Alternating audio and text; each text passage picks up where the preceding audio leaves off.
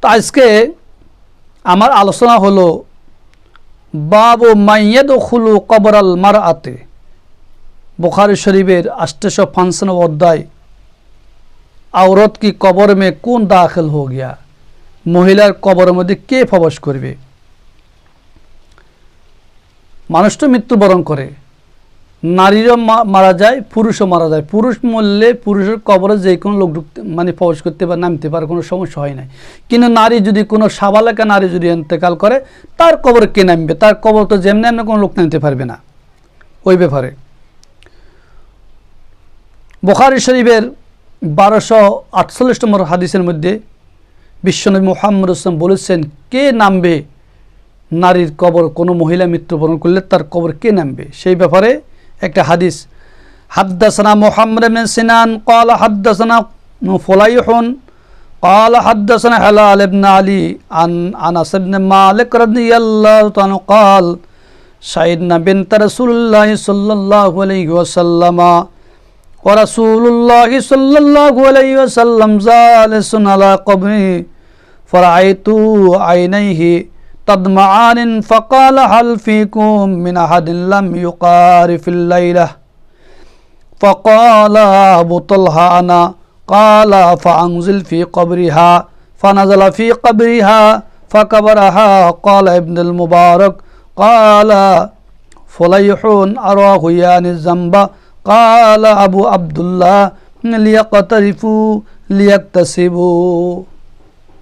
এই হাদিসটি বুখারী শরীফের 1248 নম্বর হাদিস। এই হাদিসের মধ্যে রাসূল করিম সাল্লাল্লাহু আলাইহি ওয়াসাল্লাম বলেছেন, আল্লাহ রাসূলের সাহাবী হযরতে আনাস ইবনে মালিক রাদিয়াল্লাহু তাআলা আনহু, যিনি বিশ্বনবীর 10 বছরের খাদেম ছিলেন, 10 বছর খাদেম ছিলেন, এক রাসূলের নিকটতম সাহাবী, যে রাসূলের আশেপাশে ছিলেন, তার থেকে হাদিসটা রাওয়ায়াত। তিনি বলতেছেন, এই আনাস ইবনে মালিক বলতেছেন, ক্বালা শাহিদনা বিনত রাসূলুল্লাহ সাল্লাল্লাহু আলাইহি ওয়াসাল্লাম, আমরা রাসূল করিম সাল্লাল্লাহু আলাইহি ওয়াসাল্লামের সাহেবজাদির অর্থাৎ তার কন্যার জানাজায় অংশগ্রহণ করেছি। রাসূলুল্লাহ সাল্লাল্লাহু আলাইহি ওয়াসাল্লাম জালিসুন আলা কবরি, রাসূল করিম সাল্লাল্লাহু আলাইহি ওয়াসাল্লাম তার সাহেবজাদের কবরে নেমেছেন। ফারাআইতু আইনাইহি তাদমাআনিন, আমরা রাসূল করিম সাল্লাল্লাহু আলাইহি ওয়াসাল্লামের চক্ষু থেকে সে অশ্রু প্রবাহিত দেখতেছি।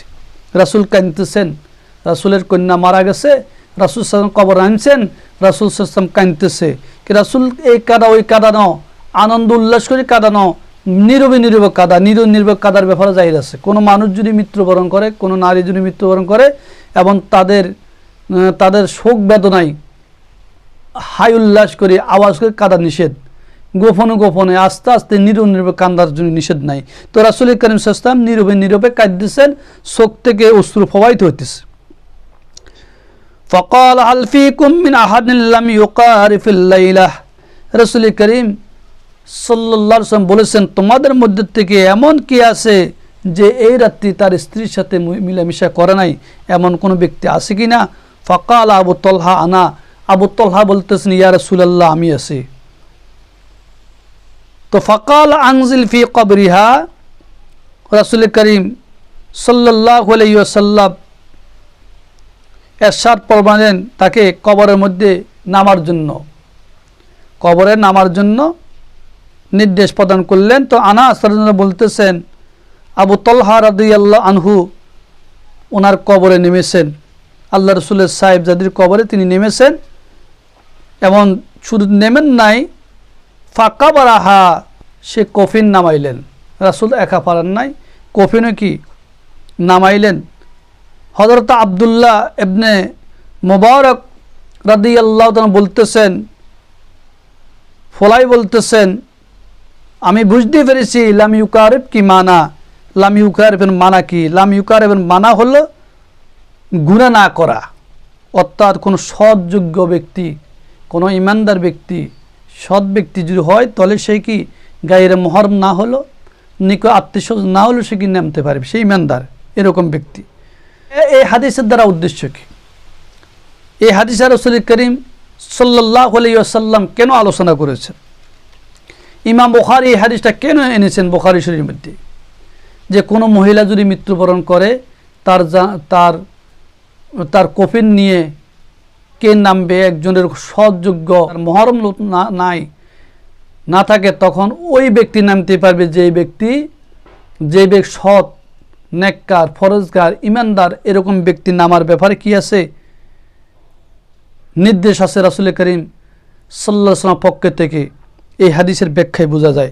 তো এই জন্য রাসূল করিম সাল্লাল্লাহু আলাইহি ওয়াসাল্লামের অসংখ্য হাদিস থেকে হযরত ইমাম বুখারী এই হাদিসটা আনার উদ্দেশ্য হলো মাইয়িত আগার আওরত হয়, মাইয়িত যদি মহিলা হয়, মাইয়িত পুরুষ হতে পারে, নারী হতে পারে, और বরক্তে জাবিল মুহাররম नहीं হয়, যদি সেইখানে তার নিকট আত্মীয় স্বজন না থাকে, মহরম না থাকে, তো জু রাজুলুন সলে भी কবর মে উতার सकता है, মানে তখন কবরের মধ্যে যে সলে, নেককার, ফরজগার, তার অন্তরে আল্লাহর ভয় আছে, খাওফে খুদা আছে, তার মানে কোনো মহিলাকে দেখলে তার অন্তরে কোনো খারাপ কিছু আসে না, কবর ভয় আসে, তো ওরকম ব্যক্তিকে কবরে নামার ব্যাপারে রাসূল করিম সাল্লাল্লাহু আলাইহি ওয়াসাল্লাম নির্দেশ প্রদান করেছেন। তো সম্ভব হাজির এই হাদিস থেকে আমরা বুঝতে পারলাম, যখন আমাদের কোনো মহিলা, সাবালক মহিলা যদি মারা যায়, সেইখানে যদি কোনো মহরম ব্যক্তি যদি না থাকে, যে মহরম মানে যে দুনিয়াতে যাত্রা দেখা দেওয়া জায়েজ ছিল, ওরকম ব্যক্তি নিকট আত্মীয় স্বজন নামবে, মহরম ব্যক্তি নামবে। যদি সেই না থাকে, তাহলে একদম ইমানদার, ফরজগার, সৎ, যোগ্য এমন ব্যক্তি থাকলেও কি নামতে পারবে। তো এখানে ব্যাখ্যা আসেন বিনত রাসূলুল্লাহ সাল্লাল্লাহু আলাইহি সাল্লামের অর্থ কি? এইখানে হযরত উম্মে কুলসুম রাদিয়াল্লাহু তাআলা আনহা, হযরত উম্মে রুকিয়া রাদিয়াল্লাহু তাআলা আনহার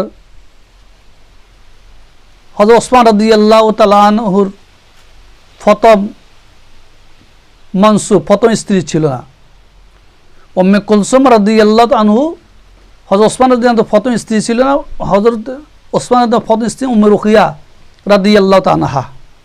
উম্মে রুকিয়া যখন ইন্তেকাল করেছেন, তখন রাসূল করিম সাল্লাল্লাহু আলাইহি ওয়াসাল্লাম উম্মে কুলসুমকে হযরত ওসমান রাদিয়াল্লাহু তাআলা আনহুর কাছে সুপর্দ করেছেন। এই যে ওসমানকে জিনুরাইন বলা হয়, দুই নূর অধিকারী।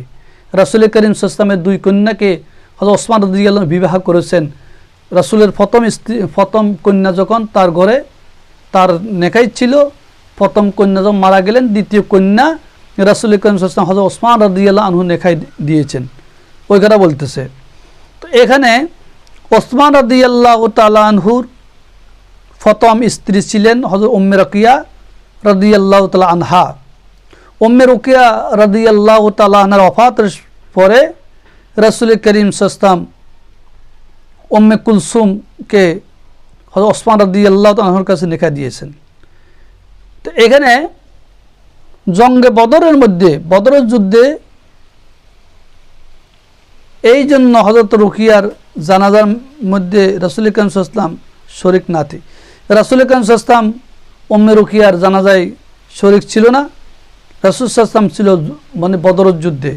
বদরের যুদ্ধে অংশগ্রহণ করার কারণে, বদরের যুদ্ধের কারণ রাসূল করিম সাল্লাল্লাহু আলাইহি ওয়াসাল্লাম হযরত ওসমান রাদিয়াল্লাহু আনহুকে মানে বাড়িতে রেখে গেছেন, কারণ উম্মে রুকিয়া অসুস্থ ছিলেন। উম্মে রুকিয়ার অসুস্থতার কারণে তার দেখাশোনা করার জন্য হযরতে ওসমান রাদিয়াল্লাহু আনহুকে রাসূল করিম সাল্লাল্লাহু আলাইহি ওয়াসাল্লাম ঘরে রেখে গেছেন। এই জন্য উম্মে রুকিয়া যখন ইন্তেকাল করলেন, উম্মে রুকিয়ার ইন্তেকালের সময় রাসূল করিম ইন্তেকালের পরে রাসূল করিম সাল্লাল্লাহু আলাইহি ওয়াসাল্লাম হযরতে উম্মে কুলসুম রাদিয়াল্লাহু আনহাকে তার কাছে বিবাহ দিয়েছেন। অর্থাৎ উম্মে কুলসুম, উম্মে রুকিয়া তো হযরতে ওসমান রাদিয়াল্লাহু আনহুর স্ত্রী ছিলেন, আর উম্মে রুকিয়া ইন্তেকাল করার পরে, রুকিয়া ইন্তেকালের পরে রাসূল করিম সাল্লাল্লাহু আলাইহি ওয়াসাল্লাম উম্মে কুলসুম রাদিয়াল্লাহু তাআলা আনহাকে হযরত ওসমান রাদিয়াল্লাহু তাআলা আনহুর নেখায় দিয়েছেন, অত ওসমানের কাছে বিবাহ দিয়েছেন। তো সবাই হাজিরিন, এই হাদিস থেকে আমরা কি বুঝতে পারলাম?